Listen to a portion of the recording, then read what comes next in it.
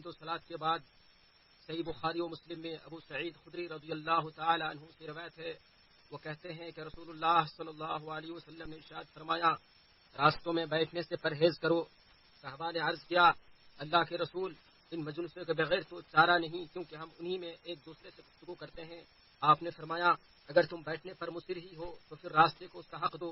صحابہ نے سوال کیا، راستے کا حق کیا ہے؟ آپ نے فرمایا، نگاہ نیچی رکھنا، کسی کو ایذا نہ دینا، سلام کا جواب دینا، اچھی بات کی تلقین کرنا اور بری بات سے روکنا۔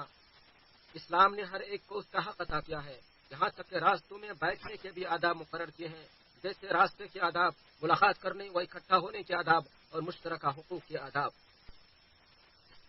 راستوں پر بیٹھنے کے اصناف و انواع میں دور حاضر میں سامنے آنے والے سوشل نیٹ ورک پر ہونے والی ورچوئل مجلسیں بھی ہیں، جو جغرافیائی سرحدوں اور خلاؤں کو عبور کر چکی ہیں اور جن کے اثرات ہماگیر شکل اختیار کر چکے ہیں۔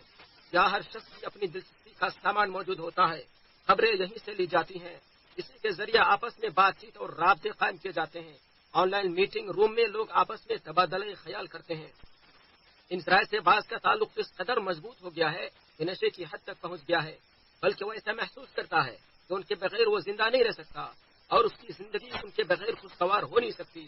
اس طرح سے انسان اپنی ذات کو فراموش کر بیٹھا ہے اور سماجی بندھن ڈھیلا اور خاندانی رشتے کمزور پڑ گئے ہیں۔ سب سے بری بات تو یہ ہے کہ اس اللہ رب العالمین کے حق میں کوتاہی اور تقصیر برتی جاتی ہے جو نعمتیں عطا کر رہا ہے، ارشاد باری تعالیٰ ہے، اور ان کی طرح نہ ہو جنہوں نے اللہ کو بھلا دیا، پھر اللہ نے بھی ان کو ایسا کر دیا کہ وہ اپنے آپ ہی کو بھول گئے۔ الحشر 19۔ ان نیٹ ورک ذرائع میں علم و عرفان اور خیر کی مجلسیں بھی دستیاب ہیں، جو ذہن کو تقویت دیتی ہیں، روح کی پرورش کرتی ہیں اور علم و معرفت کو فروغ دیتی ہیں۔ عقل مند لوگ جب ان کا رخ کرتے ہیں تو ان کے ایمان میں اضافہ ہوتا ہے، ان کے اخلاق بلند ہوتے ہیں اور علم و معرفت پروان چڑھتی ہیں۔ وہاں ایسی مجلسیں بھی ہیں جو عقیدے کو متزلزل اور ایمان کو کمزور کرتی ہیں، جہاں حرمت والی چیزوں کی پامالی ہوتی ہے، اخلاق آلودہ اور شرافت و فضیلت داغدار ہو جاتی ہیں، اس کی بے شمار شکلیں اور صورتیں ہوتی ہیں، انہیں شمار کرنے کے لیے یہ وقت کافی نہیں ہے۔ اس کی بعض صورتیں یہ ہیں: دوسروں کی عزت و حرمت پر حملہ کرنا، ان کے عیوب ٹٹولنا، ان کی عزتیں اچھالنا اور فوٹوگرافی وغیرہ کے ذریعے ان کے ساتھ برا سلوک کرنا۔ رسول اللہ صلی اللہ علیہ وسلم نے فرمایا، تمہاری جانیں، تمہارے مال اور تمہاری عزتیں تمہارے لیے ایسے ہی حرام ہیں جیسے تمہارے شہر میں اور اس مہینے میں تمہارے اس دن کی حرمت ہے۔ بخاری۔ گھروں کے راز فاش کرنا، پرائیویٹ زندگی کو سامنے لانا، نعمتوں کا مظاہرہ کرنا، سواری، کھان پان یا لباس کو فخری انداز میں پیش کرنا، اپنی شخصی زندگی کو شیئر کرنا اور اس کے ذریعے جھوٹی شہرت کے پیچھے بھاگنا اور اپنی اقدار اور اصول و نظریات کو پس پشت ڈال کر سنسنی پیدا کرنے کی کوشش کرنا بھی اس کی بعض مذموم صورتیں ہیں۔ آدمی اس وقت تک اپنے دین کے معاملے میں عافیت اور وسعت میں ہوتا ہے جب تک وہ اپنی پردہ پوشی کرتا ہے اور اعلانیہ معاشرے سے دور رہتا ہے۔ جاہلی عصبیتوں کو ہوا دینا اور دیگر قوموں اور قبائل کی تنقید کرنا بھی اسی قبیل سے ہے۔ یہ عمل جہاں قوت و بھائی چارگی کے منافی ہیں، وہیں اس سے ملکی رشتوں کے تانے بانے کمزور ہوتے ہیں، دلوں میں بغض و حسد پیدا ہوتا ہے اور عداوتیں جنم لیتی ہیں۔ ارشاد باری تعالیٰ ہے، اللہ کے نزدیک سب سے زیادہ قابل عزت وہی ہے جو تم میں سے زیادہ پرہیزگار ہو۔ الحجرات 13۔ انہی میں وہ عمل بھی ہے جو کسی منصوبہ بند جھوٹ کی تشہیر یا لوگوں کے درمیان برائیوں اور بگاڑ و فساد کی نشر و اشاعت کا باعث بنے، یہاں تک کہ بعض لوگوں کا مقصد ان چیزوں پر تنقید کرنا ہوتا ہے لیکن وہ غیر شعوری طور پر اس جھوٹ یا برائی کی ترویج و اشاعت کی مہم کا حصہ بن جاتے ہیں۔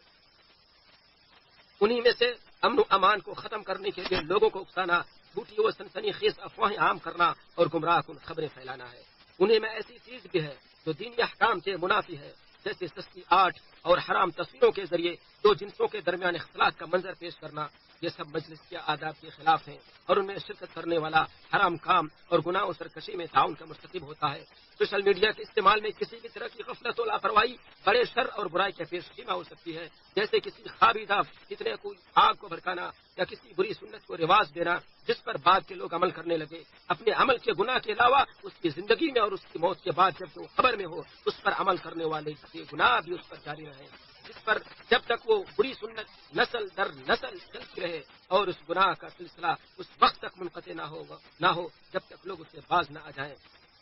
قرآن سے ایسے گناہ جو متعدی ہوں وہ ان گناہوں سے زیادہ خطرناک ہیں جن کا اثر ذات تک محدود رہے، کیونکہ متعدی گناہ کا نقصان گناہ گار کو ہوتا رہتا ہے کہ وہ دوسروں تک جنگل کی آگ کی طرح پھیل جاتے ہیں۔ جبکہ جو غیر متعدی گناہ ہیں گناہ کرنے والے کی موت کے ساتھ دفن ہو جاتے ہیں۔ یہیں سے سوشل میڈیا کی اس ٹیکنالوجی کی خطرناکی کو سمجھا جا سکتا ہے۔ اس لیے ایک عقل مند انسان 1000 بار سوچتا ہے وہ کوئی ایسی بات تو نہیں کہہ رہا ہے جو شر کے دروازے کو کھول دے، پوری دنیا میں پھیل جائے اور لوگ اس پر عمل کرنا شروع کر دیں، اس کی پیروی شروع کر دیں، پھر اس کے بعد اس کے تدارک کے لیے اس کے سامنے کوئی راہ باقی نہ رہے۔ ارشاد باری تعالیٰ ہے اس کا نتیجہ ہوگا کہ قیامت کے دن یہ لوگ اپنے پورے بوجھ کے ساتھ ہی ان کے بوجھ کے حصے دار ہوں گے جنہیں بے علمی سے گمراہ کرتے رہے۔ دیکھو تو کیسا برا بوجھ اٹھا رہے ہیں۔ سورۃ النحل 25 نیز ارشاد باری تعالیٰ ہے اور ہم لکھ رہے ہیں جو عمل انہوں نے آگے بھیجے اور ان کے چھوڑے ہوئے نشان بھی۔ سورہ یاسین 13۔ ان وسائل کی برائیوں میں سے یہ بھی ہے کہ اگر قلب و عقل محفوظ رہ بھی جائے مگر غیر مفید امور میں قیمتی اوقات اور عمر کا ضیاع ضرور ہوتا ہے، اور عمر، زندگی اور تمام مسالے وقت ہی کی پیداوار ہیں۔ لہذا جو اپنے قیمتی اوقات کو ضائع کرتا ہے اس کی زندگی کے مسالے ضائع ہو جاتے ہیں، اور اگر وقت ضائع ہو جائے تو پھر کبھی اس کا تدارک ممکن نہیں۔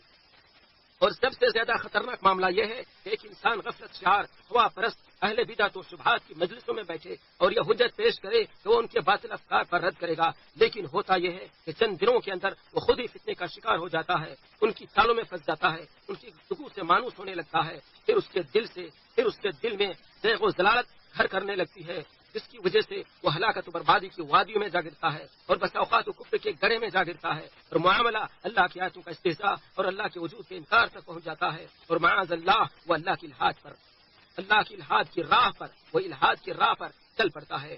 جو شخص ایسی جگہ پر اپنی رضامندی کے ساتھ بیٹھا جہاں اللہ کی آیت کے ساتھ کفر اور استہزاء کیا جا رہا ہو یا وہاں دین کی بے حرمتی ہو رہی ہو تو ایسا شخص انہی کا شریک کار سمجھا جائے گا۔ تو اس لیے اس قسم کی مجلسوں سے اعراض کرنا نہایت ضروری ہے۔ ارشاد باری تعالیٰ ہے اور جب آپ دیکھیں ان لوگوں کو جو ہماری آیات میں نکتہ چینی کر رہے ہوں تو ان سے منہ موڑ لیں یہاں تک کہ وہ اس کے علاوہ کسی اور بات میں لگ جائیں، اور اگر آپ کو شیطان بھلا دے تو آپ یاد آنے کے بعد ظالم قوم کے ساتھ نہ بیٹھیں۔ انعام 68۔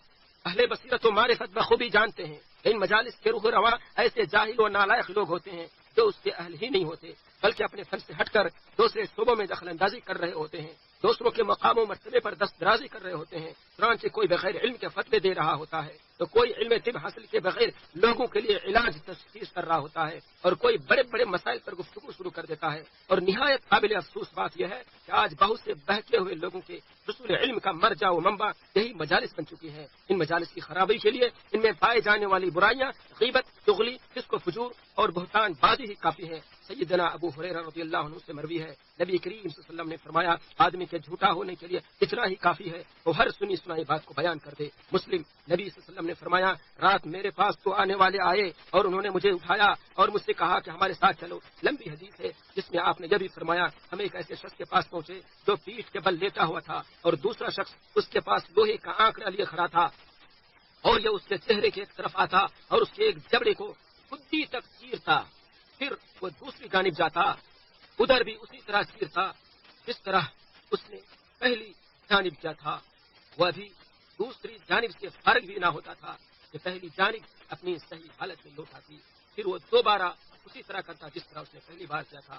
اس حدیث کے آخر میں ان دو آدمیوں نے آپ صلی اللہ علیہ وسلم سے کہا کہ یہ وہ شخص ہے جو صبح اپنے گھر سے نکلتا اور جھوٹی خبر تراشتا جو دنیا بھر میں پھیل جاتی۔ اس امام بخاری نے سمرہ بن جندب کی روایت سے نقل کیا ہے۔ اللہ رب العالمین قرآن کریم کو ہمارے اور آپ کے لیے بابرکت بنائے، اس میں موجود ہدایتوں اور نصیحتوں سے ہمیں فائدہ پہنچائے۔ اللہ سے استغفار کیجیے، ہم بھی استغفار کرتے ہیں، بے شک اللہ معاف کرنے والا ہے۔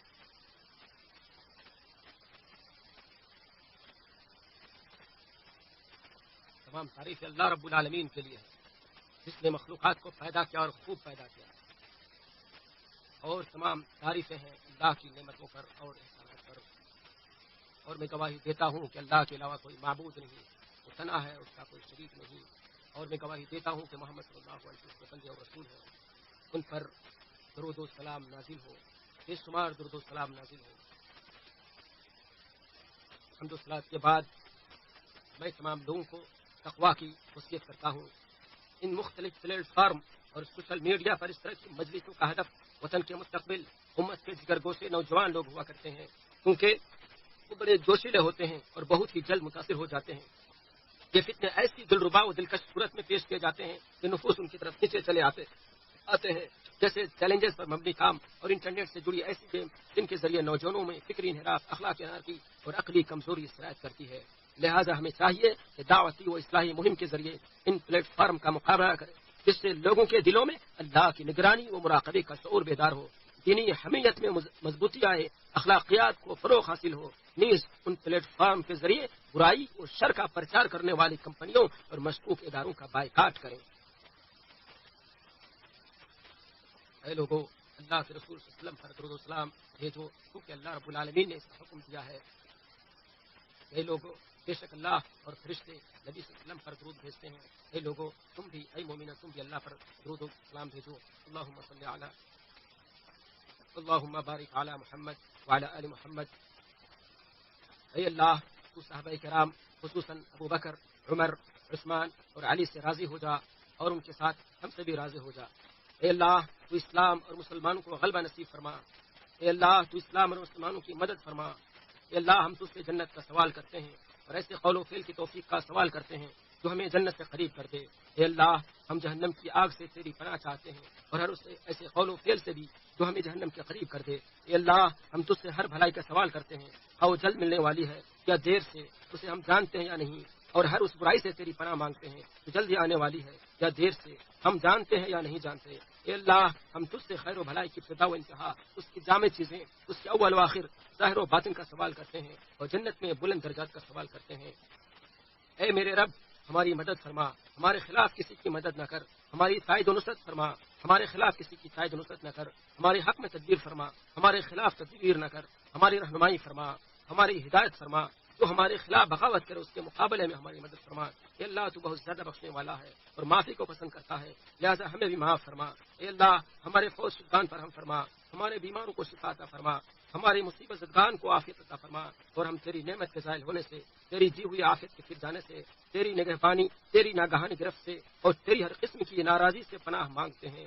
اے ہمیشہ زندہ رہنے والی ذات، اے ہر چیز کو قائم رکھنے والی ذات، ہم تجھ سے تیری رحمت کا واسطہ دے کر مدد طلب کرتے ہیں، ہمارے سارے معاملات سنوار دے اور آنکھ جھپکنے کے برابر بھی ہمیں اپنے نفس کے سپرد نہ کر۔ اے اللہ، خادم حرمین شریفین کو اپنی پسندیدہ امور کی توفیق عطا فرما۔ اے اللہ، ان کے عمل کو تو اپنی رضا کے لیے خالص کر لے۔ اے اللہ، ہر طرح کے خیر کی انہیں توفیق دے۔ اے اللہ، تمام مسلمانوں کے حکمرانوں کو خیر کی توفیق عطا فرما۔ اے اللہ، ہمیں تو معاف فرما، ہم نے بہت گناہ کیے ہیں، ہم نے اپنے اوپر ظلم کیے ہیں۔ اے اللہ، اے اللہ، جو فوت پا چکے ہیں ان کو بھی تو معاف فرما۔ اے اللہ، ہم تجھ سے دنیا و آخرت میں بھلائی اور خیر مانگتے ہیں۔